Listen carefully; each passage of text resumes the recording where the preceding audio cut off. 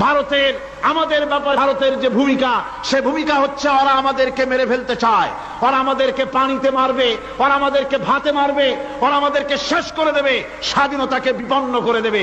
এজন্য আজ এই বিশাল জনসমুদ্রের কাছে প্রশ্ন করি, যদি প্রয়োজন হয় আমাদের চির দুশ্মন ভারতের বিরুদ্ধে যদি লড়াইয়ের প্রয়োজন হয়, তোমরা সবাই প্রস্তুত থাকবে?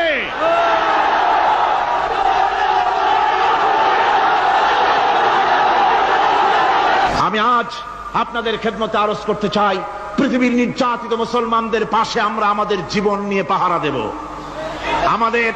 আমাদের আর কিছু না থাকতে পারে, আমাদের ঈমানের মজবুতি আছে। ঈমানের মজবুতি আছে না? আপনারা মনে রাখবেন, ভারত তার অপসংস্কৃতি আমাদের মধ্যে ঢুকাচ্ছে। বাংলাদেশের মধ্যে মঙ্গল প্রদীপ দিয়ে অনুষ্ঠান শুরু হয়ে গিয়েছে, মঙ্গল প্রদীপ দিয়ে অনুষ্ঠান শুরু করা হচ্ছে। তারপরে নববর্ষ উদযাপনের জন্য হিন্দুয়ানি কায়দায় উদযাপন করা হচ্ছে। সাব গেমস শুরু করা হলো, কোরআনে কারীম তেলাওয়াত করা হলো না।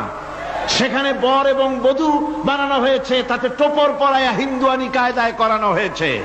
বাংলাদেশের কলেজ ইউনিভার্সিটির সামনে মূর্তি বসানো হতেছে। সুতরাং অপসংস্কৃতি দিয়ে ভারত বাংলাদেশের উপর তার আধিপত্য বিস্তার করতেছে। এ ব্যাপারে মুসলমানদের ঐক্য চাই। আমাদের ব্যাপারে ভারতের যে ভূমিকা, সে ভূমিকা হচ্ছে ওরা আমাদেরকে মেরে ফেলতে চায়, ওরা আমাদেরকে পানিতে মারবে, ওরা আমাদেরকে ভাতে মারবে, ওরা আমাদেরকে শেষ করে দেবে, স্বাধীনতাকে বিপন্ন করে দেবে।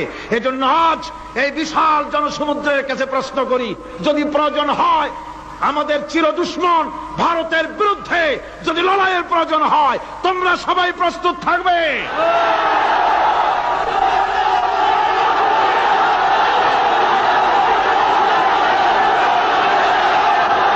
আর একটি কাজ হচ্ছে ঐক্যবদ্ধ হওয়া।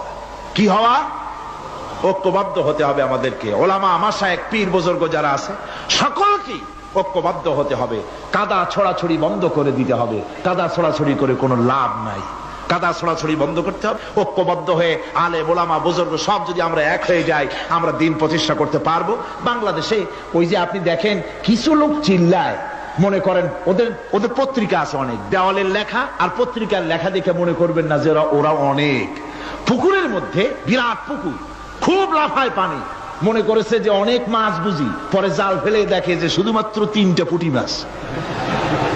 সারা শহরে ওদের পত্রিকা বেশি, দেওয়ালে তারা লেখে বেশি, তাই বলে মনে করবেন না যে ভারতপন্থী আর রুশপন্থীতে দেশ ভরে গেছে। না, তাওহীদি জনতার উত্তাল ঢেউ চলছে সারা বাংলাদেশে।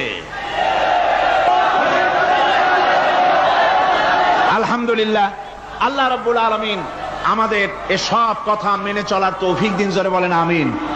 আর এসব কাজ করার জন্য আমি যুবকদেরকে ডাকবো। ইসলাম প্রতিষ্ঠার জন্য যুবকরা হলো সবচেয়ে বেশি জরুরি। যুবক সবচেয়ে বেশি জরুরি। কি? জোরে কোন কি? তাকায় দেখেন তো, মাহফিলে মাথা উঁচু করে না, আপনি যেখানে বসে আছেন আপনার ডান দিকে তাকান, বাম দিকে তাকান, কাদেরে দেখেন? কোন? সারা মাহফিলে কাদেরে দেখেন? ও যুবকেরা, কিয়ামতে তোমরাই যাবা বেশি বেহেশতে, তোমরাই যাবে। সুবহানাল্লাহ। বেহেশতে কারা যাবে? যুবকরা যাবে, তোমরা বেহেশতে যাবে। আমি আমার কলেজের ছাত্র, ইউনিভার্সিটির ছাত্র, সমস্ত ছাত্র যুবকদেরকে বলতে চাই, যুবকেরা শুনে নাও, তোমাদের নেতারা ঢাকা থেকে যখন তোমাদের কাছে আসে, যে পার্টি তুমি করো না কেন, তোমাকে টাকা দেয়, অস্ত্র দেয়, নারী দেয়, মদ দেয়, পরের মিটিং ভাঙতে বলে, মিছিল ভাঙতে বলে। তুমি আমাকে বলো, নিজের কাছে নিজে প্রশ্ন করো, তোমার নেতা কি কোনোদিন তোমাকে বলেছে বাবা আল্লাহর দরবারে উঠতে হবে, কিয়ামতে জবাব দিতে হবে, খবরদার 5 ওয়াক্ত নামাজ ঠিক মতো পড়ো, সকালবেলায় কোরআন শরীফ পড়ো, মা বাবার খিদমত করো, আর সত্য কথা বলো, মারামারি কোনোদিন করো না, এমন কথা কোন নেতা তোমাকে কোনোদিন বলেছে নাকি? বলে নাই। তোমার নেতারা তোমাকে লাঠির মতো ব্যবহার করে। আমাদের কথা দেওয়ালে লেখো, আমাদের জন্য এই করো সেই করো, এই সব করে বেড়ায়। আমি যুবকদের বলি, খবরদার আমার যুবক ভাইরা, ফিরে আসো ইসলামের দিকে। তোমাদের রক্তের উপর ইসলাম প্রতিষ্ঠিত হয়েছে, আবার ভবিষ্যতেও তোমাদের রক্ত দিয়েই, তোমাদের শক্তি দিয়েই দিন প্রতিষ্ঠিত হবে। শাহাদাতের মৌতের চাইতে আরামের মৌত আর পৃথিবীতে মোটেও নাই। সুবহানাল্লাহ ওয়া বিহামদিহি।